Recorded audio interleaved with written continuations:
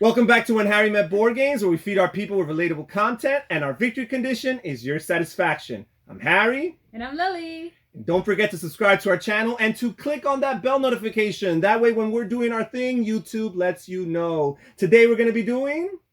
Lily's top 50 games of all time. Yeah! So, without any further ado, let's get straight to it, Lily. What's number 50? Oh, gosh. Okay, let it be known that in order to come up with a 50, I had to rank 200. So my number 50 game, which will it be out of our plethora of games? Taj Mahal. Taj Mahal, a very interesting game that is spread out here, in which essentially you are trying to dominate territories in some portions of India.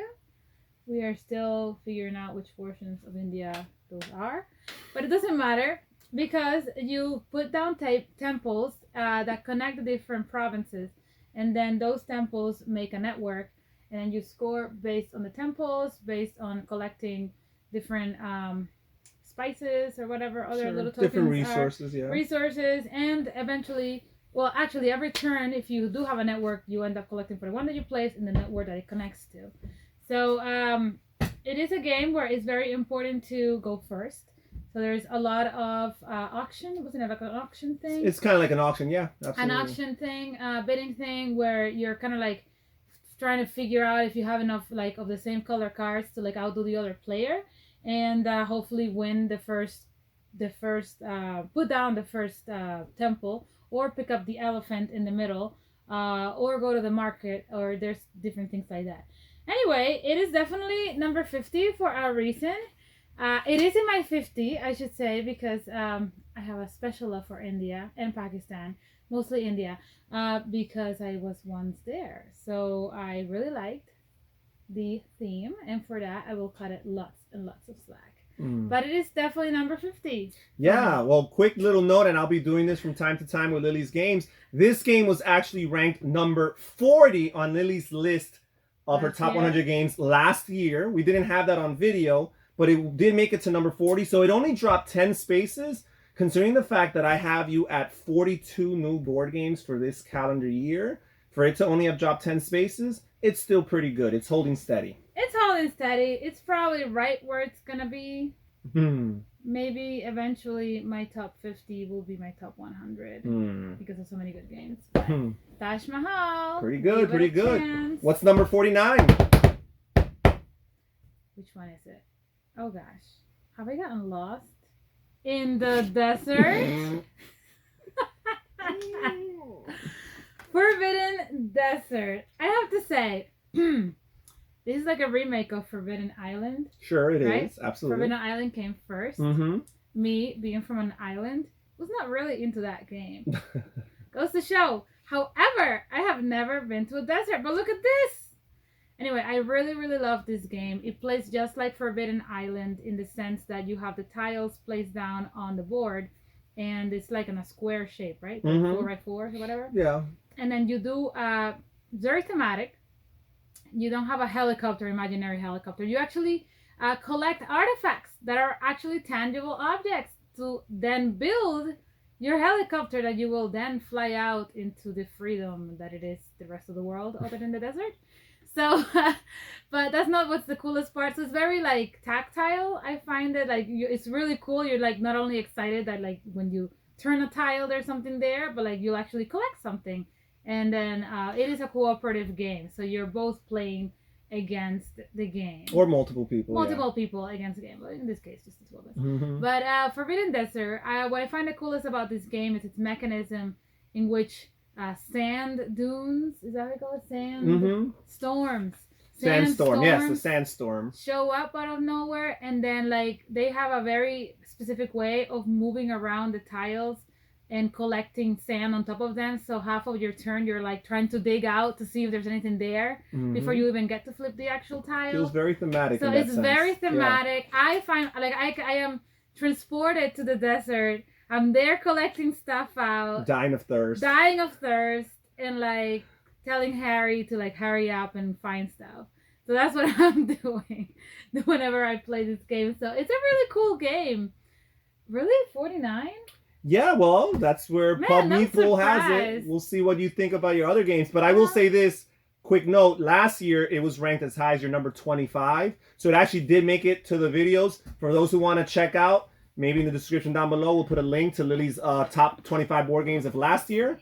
So it's dropped 24 spots. What you end up building. It's more like a Da Vinci type helicopter that will eventually. Yeah, it's like a fantastical thing. It's not a realistic flying and those device. are the sand dunes, and literally you could accumulate what 5 sand dunes. I mean, you could accumulate a lot if you don't take care of it. But I mean, the game does end if the sand dunes like if they run out. If you don't have enough of the sand tiles, you better be digging them and have a pile left over for them. So. Anyway, I'm really surprised. I'm kind of saddened that it's my 49th game. I'm not surprised because I don't think you like cooperative games as much as I do. I love it. Anyway, it's a really cool cooperative game. If you don't want to do Pandemic, because there is an actual pandemic, you may want to do Forbidden Desert, since none of us are in the desert dying of thirst. All right, Forbidden Desert. Yeah. What's your 48? My 48, which will it be? What will it be? The Pursuit of Happiness. Where you get to live all sorts of lives, even though the ones you didn't think you would live, and do all sorts of hobbies and take on all sorts of projects. You could even have several families, apparently. Pursuit of Happiness. It is a worker placement game where you actually don't place a worker, you place like a time what do you call it? Time slot?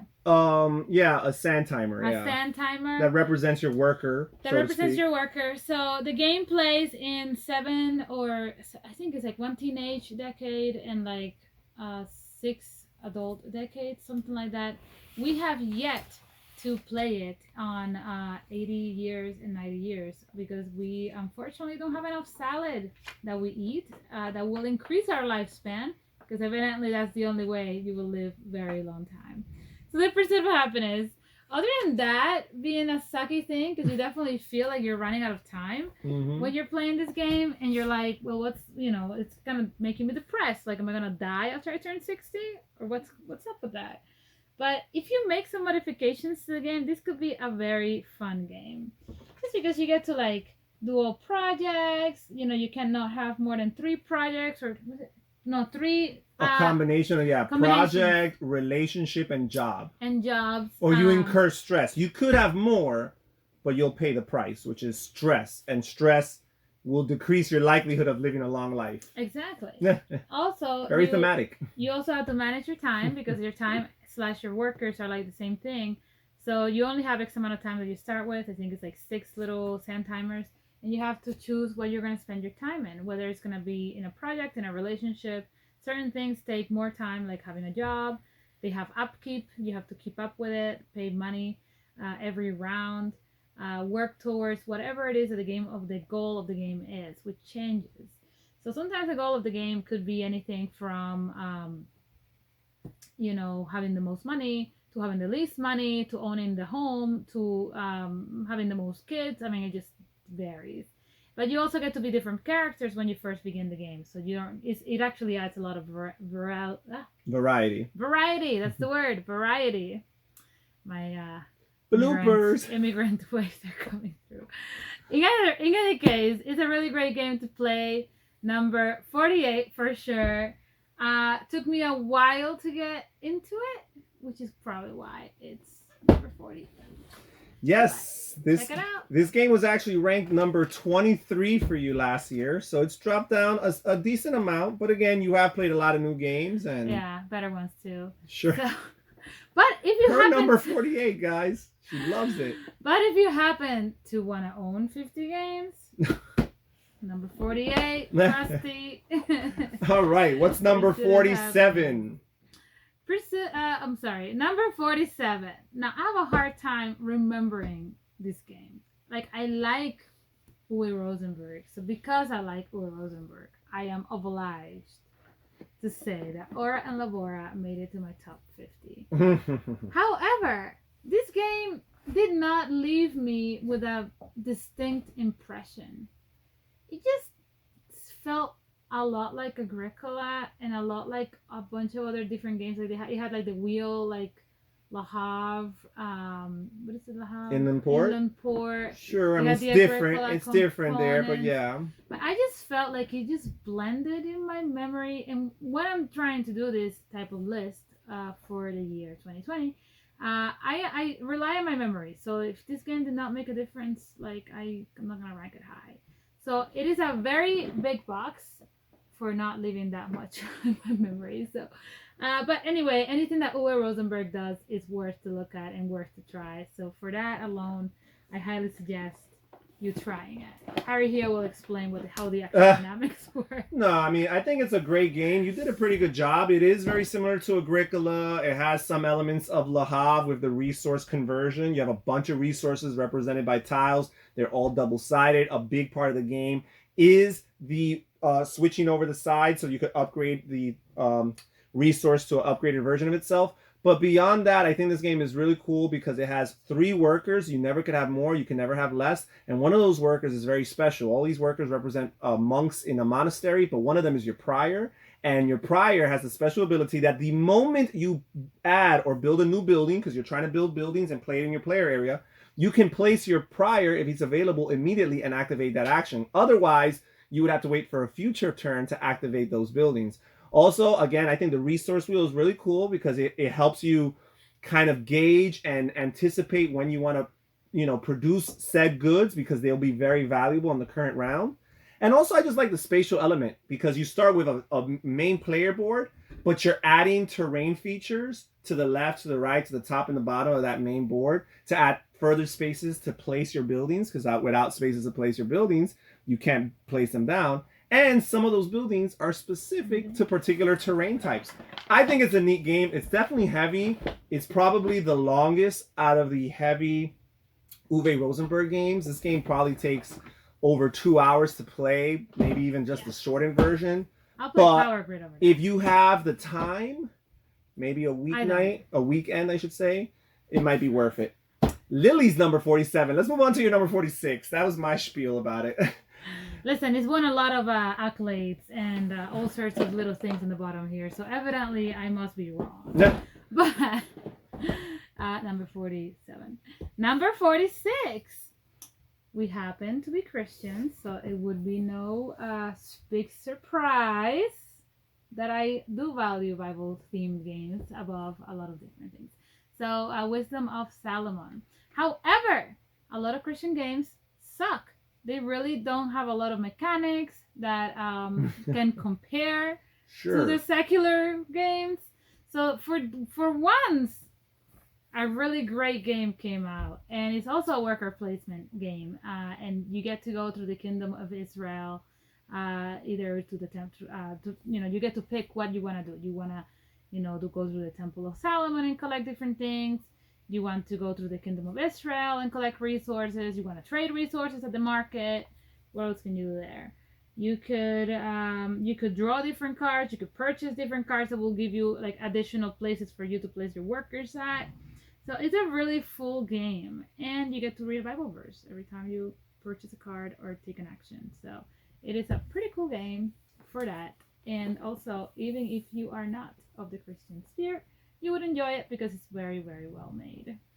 I agree. Very, very sound mechanically. And I happen to have a playthrough of this game, so if you're curious, check out that video. The graphics, however, oh yeah, leave a lot to be desired. Small time publisher. Do not hit do not judge a game by its cover. Yeah, the production quality is so at best. But again, like you said, mechanically speaking, very sound. But I would definitely play it before I play Ora Labora. Just saying. Just, even though you could pray and work as Ora and Labora actually end up meaning. All right. That was my number 46. Now we're up to your number 45. Number 45. This one actually made it. Who knew? Harry here was surprised when he saw it.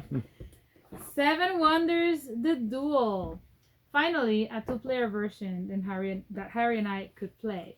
Because 7 Wonders, if you're familiar with the game, really plays well with multiple people. The more the merrier. Well, no, I shouldn't say that, but really like up to 6, right? Or so. It could play up to 7, Up to but 7? I think 5 is where it Yeah. shines. Well, we usually play it when other people are visiting or whatnot. So it's one of those games that we never had a chance to play just the two of us because you just wouldn't play the same. Sometimes we had like a third player that was like a robot player. We play the 2-player variant, which adds a dummy player that you're interacting with, but it's not as good as Seven Wonders Duel. So this one actually took the themes of Seven Wonders and made it into a mini card game. Tiny little cards that are like this size, and then they made them up into a pyramid. Different size of pyramid, different structures that you put them in. So it still plays in 3 rounds, and every round you have a structure. So some of the cards are flipped upwards, and some of the cards are flipped backwards, and you don't know what's in each card. You score similar to Seven Wonders. You still want to go through the artifacts. You want to, win with the army. There's a couple different things. They give you like some coins, and the scoreboard it varies a little bit. The army gives you like 10 up to 10 points. Sure, but also military is much more important because if you completely neglect it, you will lose. Yes. You have to invest in it a bit. Right, because the other player would then just have too much power. So there's only 2 of you playing. There's no third player, and there's no like peacemaking process or whatever that you can do, or whatever it is that you the little dove. You know what I'm talking about. So it does take the same themes, and he makes it in a pretty peculiar way, because then you cannot, as a player, you are unable to advance up the pyramid and draw cards from the higher tier until you can get through the cards in the bottom line. Yes, they have to be uncovered. Yeah. Sometimes the other you don't want a card, so like you kind of like force the other player to get to a card because that's the only available card. It's like a game of chicken. Yes. It is really a game of chicken in that sense. But it's really cool. I ended up liking it a lot, and I'm a Seven Wonders fan, but like I have to say, not bad. And this is the pyramid that I was describing. Well, this game, the last 2 games actually were new to your list this year, Wisdom of Solomon and Ora Labora. But Seven Wonders Duel was on your list last year. It was actually ranked number 27, which is actually pretty high. So yeah, it's dropped down a little bit less than 20 spots. But again, you've learned 42 new games or so. So not too bad. Most of my year has been spent essentially playing new games. Yep. So living the good life. Living the good life. All right. So what's number 44? Working through our shelf of shame. Number 44. Is this considered a party game? I mean, a beginner's game, a gateway game. I don't think it accommodates enough players to be but it's I say it's gateway. What is it? Point salad. What a surprise for us vegetarian folk. She's a vegetarian, not me, but. Well, you like to eat salad. Forgive me. Either way, a card game. Looks way simpler than it actually is, but it's tons of fun. It is like a play on words apparently, because I found out that point salad means a bunch of different ways of scoring. Right? Isn't that what you told me? Sure, games that have multiple ways of scoring points, not just 1 or 2, right? So you get to pick. Definitely in this game, there's a lot of different ways of scoring, and there's a lot of different ways of unscoring or accumulating negative points. So because, you draw your veggies out of a pile of veggies that is constantly available, like I think it's six veggies with 3 stacks that you cannot draw from the stack directly. You have to draw from what's available first. In each turn, depending on, which turn you have to draw what's available. Right? Like it doesn't get replenished every person that draws. So could be that you really want that third tomato, but the third tomato is no longer the case. You can also switch or flip things over. So the cards each have 2 sides, the vegetable side and the scoring side. And sometimes you'll pick a side that says the scoring side, but you really are more interested in the onion on the other side, and you get to flip it to make it an onion because you need it for your scores. So it's a pretty cool game. But you can never flip it the other way around. Yeah, you can never flip it to the scoring side. Yeah. You can only flip it to the vegetable side. It's only a one-way thing. But the key of the game, how to win it, it would definitely be more try to collect things that are in the positive. Because certain cards give you negative points if you happen to have this type of vegetables. But then you need those type of vegetables for some other cards. So it's kind of like, which vegetables am I going to end up with? you'll always end up with a bunch of negative points because the last round is like you have to pick whatever's available. But sometimes, planning ahead and having multiple ways of scoring can really pay off. So I find it to be, for as concise and as simple as it looks and as cartoonish and everything, I find it to be like a pretty condensed game. It packs a good bite, even though it does. plays in a very short time. I have It to say does. that. It's definitely not a snack. All right. Nah. So give it a chance, guys. Nobody wants It's salad good. as a snack. Come on. What does you want? By the way, this is new to Lily's list this year. That's true. And it's already debuting at a pretty good spot. All right. So what is your number 43?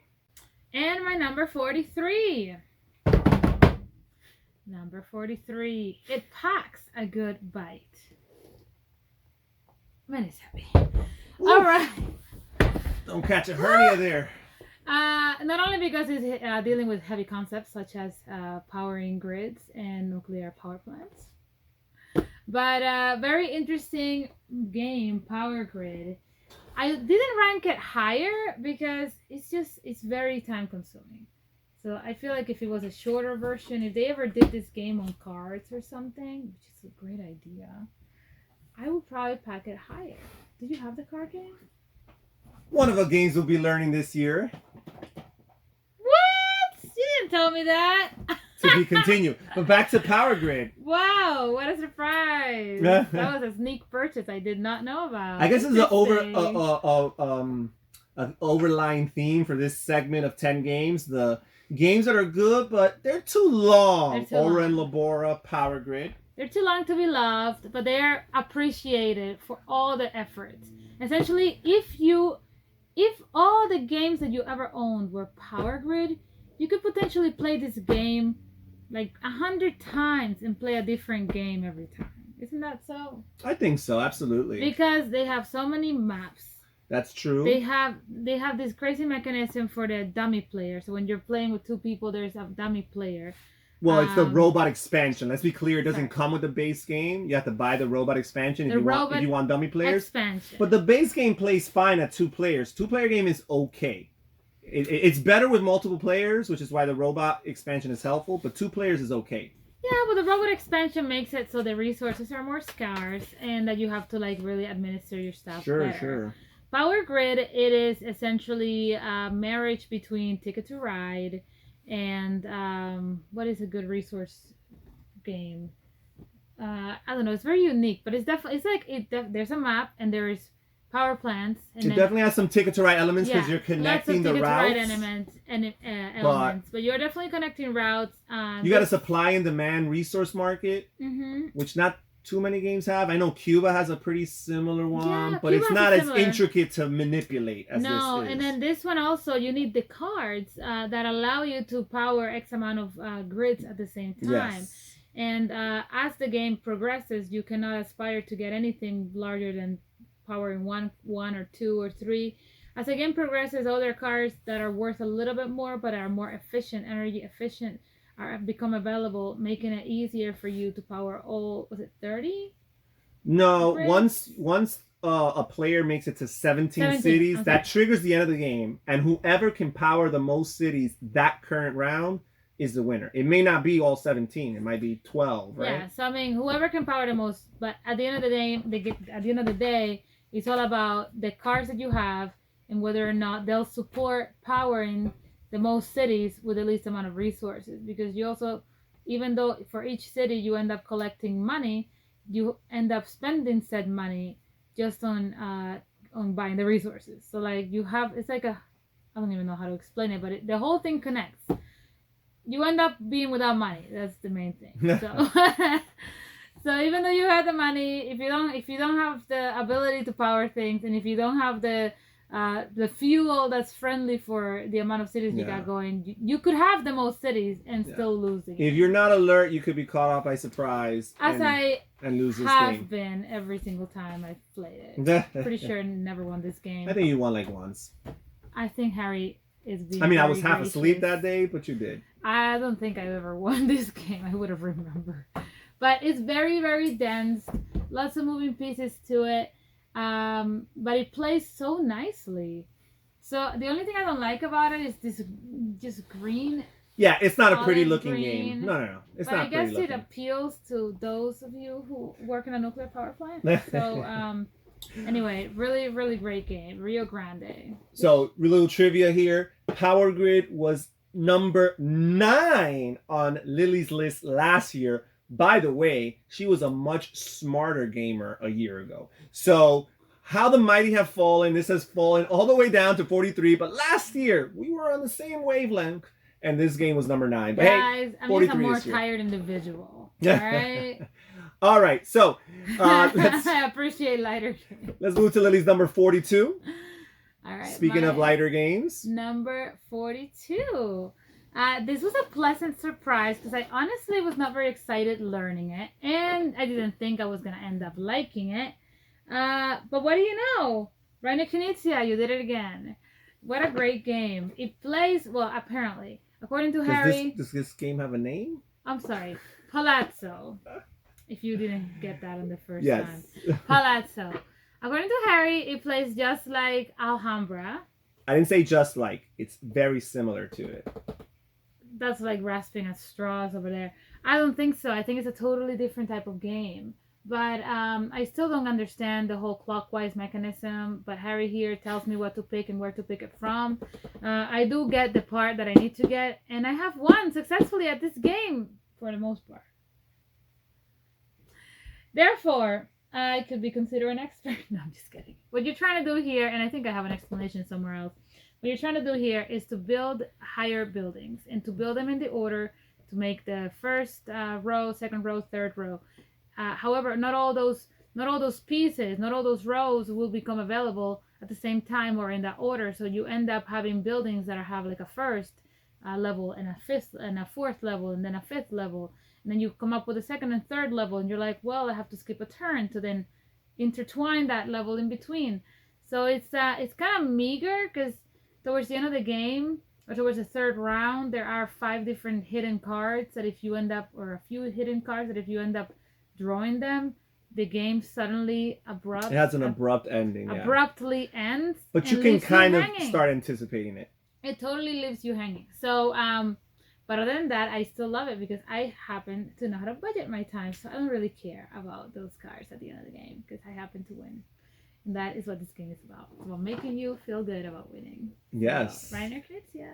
And if you want to see, I do have a comparison video between this and Alhambra so that you can see how the games are similar and how they are different. Check out the channel for that video. And I did do a video as well about that. Wasn't it like a couple months ago, it was on your board games of the month. It was like somewhere in the fall. But anyway, check it out. It's great. All right. So last game for this particular list, number 41. Let's get to it. Kingdoms. The dragon. The mighty. The soldier. The castles. Another Rainer Knizia favorite. Even though Harry is not really into it and therefore won't play it with me. It's okay. It's an okay game. Yeah. So what do you have? You have a board of a bunch of tiles and they are all upside down, right? So they're facing down. No, actually, no. It's a blank grid. I'm sorry. And then you have the tiles are on a stack that you're drawing. I'm sorry. The tiles are facing down on a stack and you don't know which type of tiles you're getting. So you're trying to score points by you begin the game with set amount of castles. Some castles that have 5 towers, some castles that have 3 towers, 2 towers, 1 tower, whatever it is. And then you end up, you have 3 games. Sorry, you have 3 rounds, and you lose your castles except for a very minimum amount of castles as the rounds go on. So you have to be very strategic. You end up scoring based on the grid. So that, you score on the row and on the column that you build your castle, but you also accrue negative points if dragons come up. If bad things. Or bad things, negative points, -3s, -5s, or whatever. It's a very abstracted game. It's very abstract. If you don't like abstracts, you're not going to like this game. But I like it. That will tell you lots about me. It's very methodical. It's a good game. It's nowhere near my top 100. I didn't like the art. I'm not into dragons or anything. Yeah. And I don't think it's very thematic with what's actually happening. They could have made it anything else and call it anything else. But it's a pretty good game for what it is. So very, very light. I find it to be a good half an hour, 45-minute game. Yeah. All right, so that's it for this video. Lily's top 50 board games of all times, number 50 through 41.